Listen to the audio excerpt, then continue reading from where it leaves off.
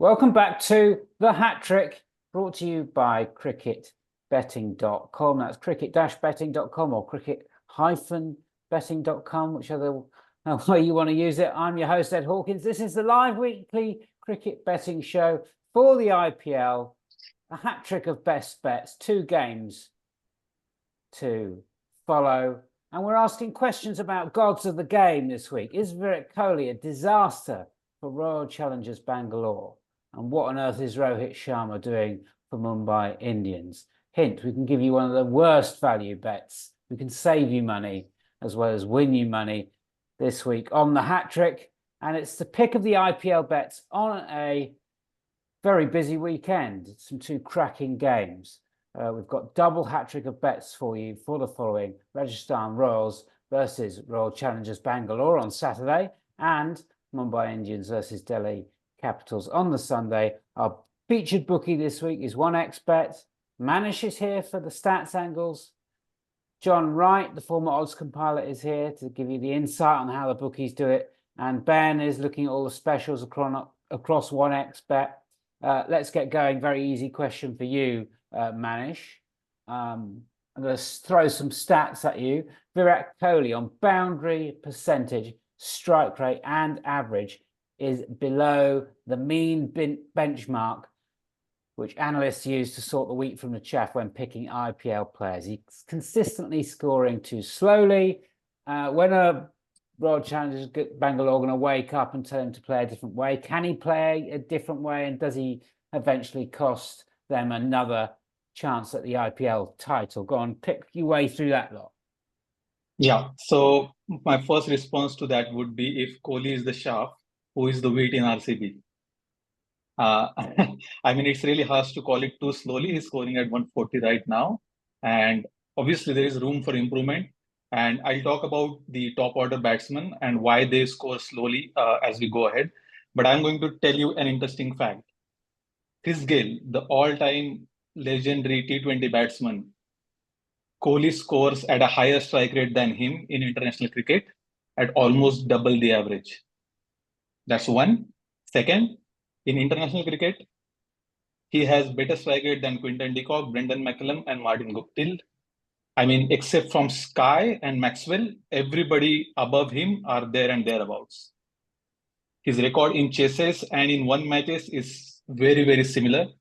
And if you look at the top order batsmen, especially the openers so far in this tournament, everybody is thereabouts up at the strike rate of 140.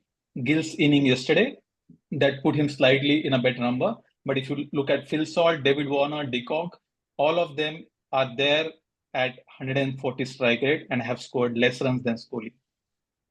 One more interesting fact. We talked about boundaries, right?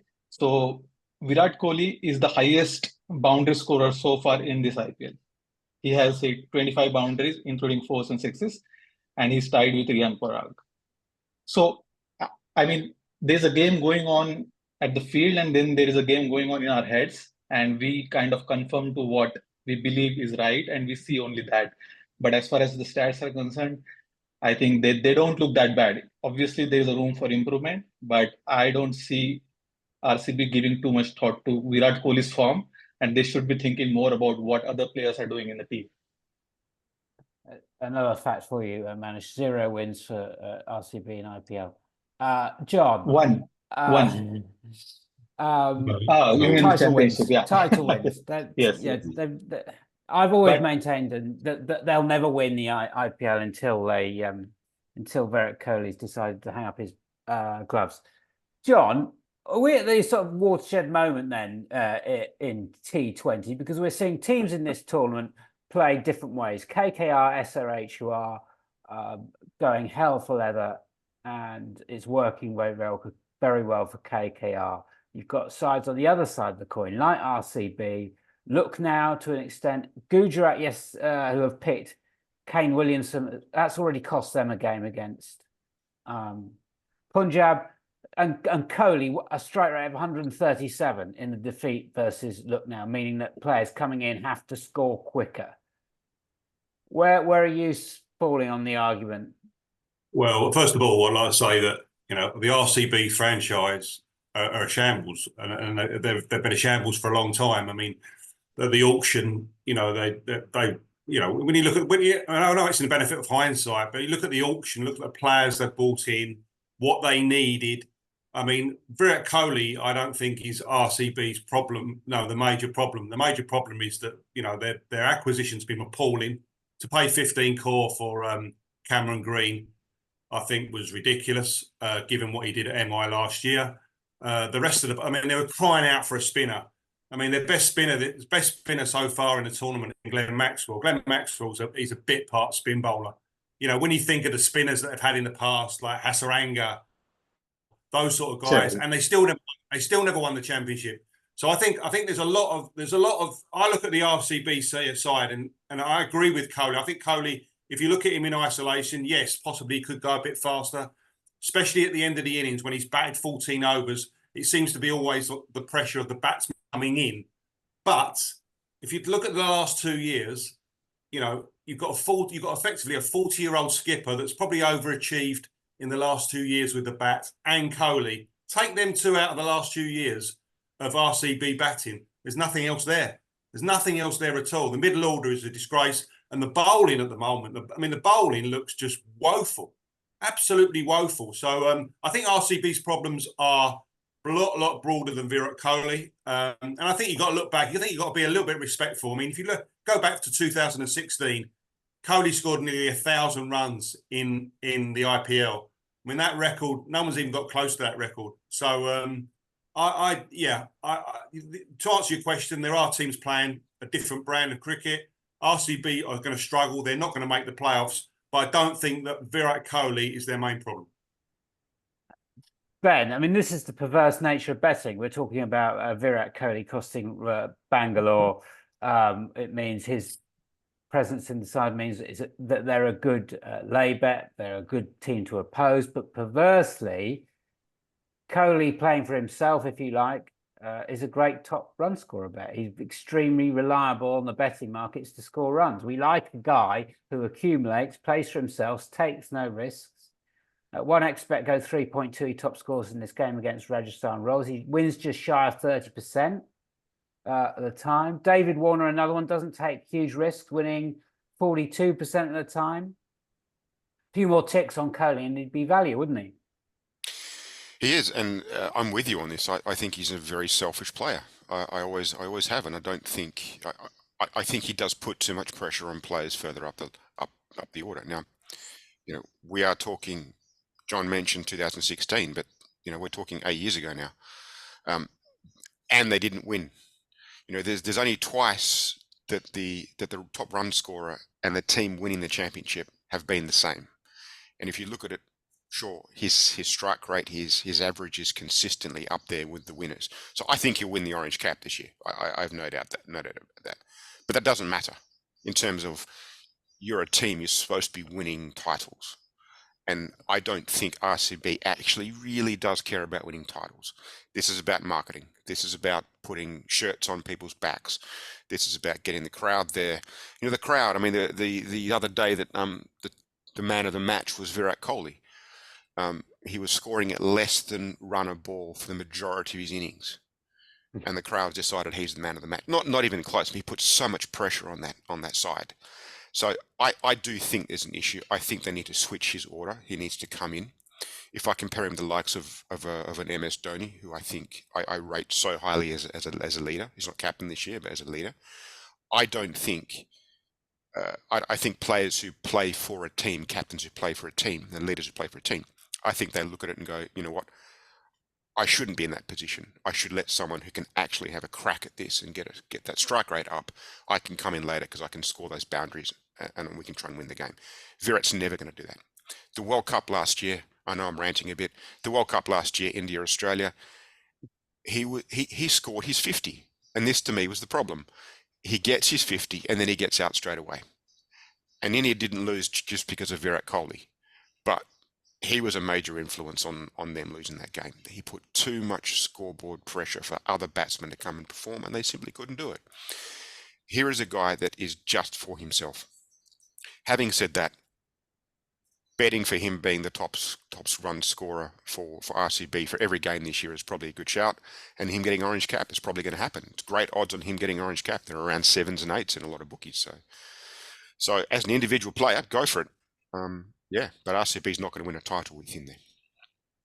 Yeah, I mean, this is about emotion, dealing with the emotions. Kohli, love to hate.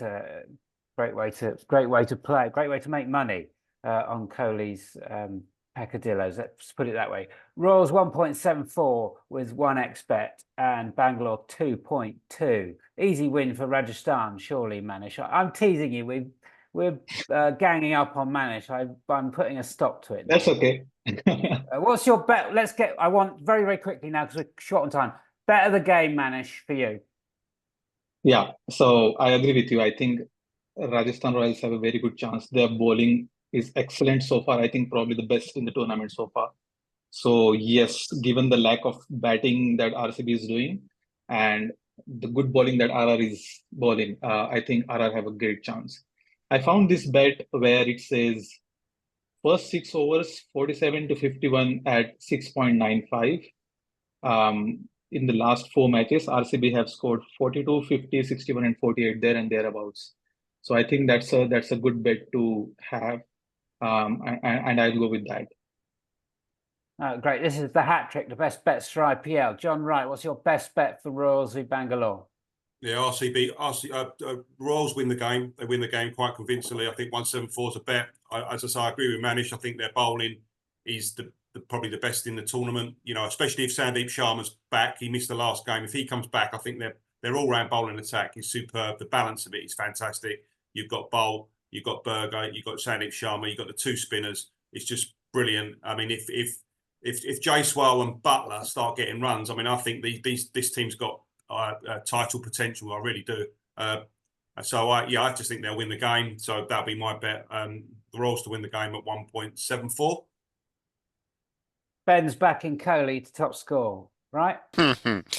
Yeah, hey, take that one. For me, the one that stood out was Bolt and Chahal, 1.5 wickets each at 3.8. I quite like that one. So yeah, but I think Royals should win. But having said that, we thought CSK would win the other day, and look what happened. Yeah. Nice banana skin for us. Nice banana skin. Yeah, but that one, I think it's 3.8 is good for that, to 1.5 wickets each. So. And Gujarat versus Punjab. Check out Cricket-Betting for your cricket betting needs, please. More superstars to scrutinise as the Mumbai Indians take on Delhi Capitals on Sunday. Mumbai Indians 3 straight losses. Another franchise with big problems. 1x bet go 1.64 MI v 2.2. Delhi, a lot to unpick there. I want to come to you, John, on Rohit. Win rate on top bat in last 2 years, an incredible 9%.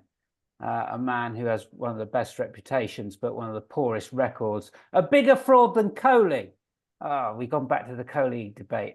Are we talking about hype and marketing, John, with these guys? Another watershed moment in IPL. These big names just aren't performers. Well, first of all, with the Ambani family, there's so much going on at MI. I mean, the fact that they brought Hardik back after his 2-year hiatus at Gujarat, and they made him captain. I think him being captain was definitely in the terms, whatever people say on Twitter, I think him being captain was definitely in the terms of him coming back. So Rohit's nose was out of joint. So there's a lot going on there. And they've got off to a slow start. But then again, they got off to a slow start in 2022, if you remember, when Wright was captain. I think they lost their first 4 or 5 games. So this is not unusual to MI. I just think that MI at the moment, they'll come good. And I think the fact that Sky will probably be fit for this next game against DC, I think he'll make a massive difference. He'll slot in at 3 against the man. I think Tilak Varma is probably one of the best batters of the tournament. Bearing in mind, he's been playing in a poor MI side over the last 2 years. I think he's been one of the standouts. He gets on with it as soon as he comes to the wicket. So I think there's a lot to like about MI. The Hardik thing, I think Hardik's got a heart of a lion, and I think he's very, very arrogant, and I think he'll see this through. I'm not saying that MI will win it, but I think they'll probably sneak into the playoffs. So I think it'll come to Rohit for me. Yes, his last season. I think he stays, and I can see him getting runs for the remainder of the tournament. All right, Ben. Rohit's record for you, does that put you off winning just 9% of the time? Any specials that catch your eye? Do we short his runs, anything like that? Yeah, I would avoid him at the moment. I mean, he's at 4.33 for the top batsman, and that's just not high enough. I would go to the likes of a Warner and Mitch Marsh. I mean, they're looking at scoring runs quickly. David Warner's one of those annoying players that fails, and then goes and puts 100 on quickly. Yeah, Sharma for me, I would avoid anything at the moment. Mumbai, they should win the game. They probably won't. they'll probably lose the first 4 or 5, and as you say, they'll get and they'll squeeze into the final, and it'll be a close match against CSK. But for me, a bit of a disaster at the moment. Mumbai, but they will come good. But for me, the odds that stood out for me was David Warner at 325 and Mitch Marsh at 4.5. There's love for Mumbai. I think they're going to come good. I think Mumbai are finished. The season is over for them. Manish, Hardik Pandya actually wins 18% of the time. Top bat, so 1x bet 5.5 for top run score is absolutely fair. There's a bigger story with him. What's going on, Manish? Poor captaincy. Even the home crowd are booing him. A third big India star being overhyped? Question. Yeah, I would say the only one in today's discussion. And the high win batting percentage is mainly because of the good seasons that he had with Gujarat Titans. My only concern with him is he's always injured. Right now, he has no fan support. MI lost 3 in 3, and suddenly he looks like a poor skip. With GD, he took them to finals in both occasions, winning once. So I read this somewhere. You don't rise to the level of your goals. You fall to the level of your systems. And whatever is happening at MI at systemic level clearly isn't helping. But I don't think missing him from the World Cup squad is going to be such a big deal anyway. So I don't think he's that big a superstar for MI or for India for that matter. No, Manish finally twists the knife into one of these players. Good. I want best bets now for this game. Mumbai Indians versus Delhi. I think Mumbai at 1.64 is an already terrible value bet. Let's go to John. What do you got? I think Mumbai win the game. I think Delhi bowling attack is awful. I mean, you've got to remember they went for 277 against the KKR. He tried. I mean, Rishabh Pant tried 7 bowlers. They all went round the park. I think Mumbai win the game, and I think Sky coming back into this side will ignite them.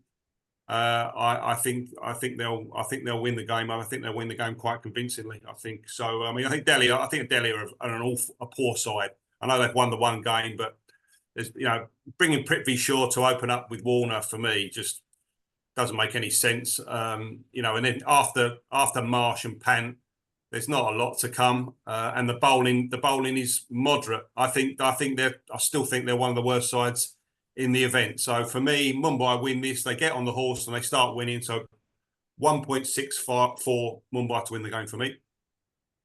Ben, your best bet? I'm going to quickly say that we're talking about the 2 bowling sides who have carted 270 runs each, Delhi and Mumbai. So not just Delhi. Yeah. It's the matchup of the worst bowling in the IPL so far. David Warner for me, he's at 325 for 50. I think that's a good shout. He's at slightly more. Well, he's actually exactly the same, 325 for top bat. I think him getting 50, 325 is a good one. Warner winning about 42% of the time on top bat.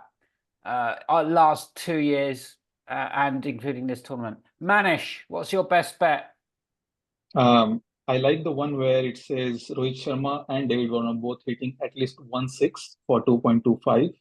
So if somebody likes it, they can go for it. But the one that I'm going to go for is Jasprit Bumrah to take more than 1 wicket at 2.25.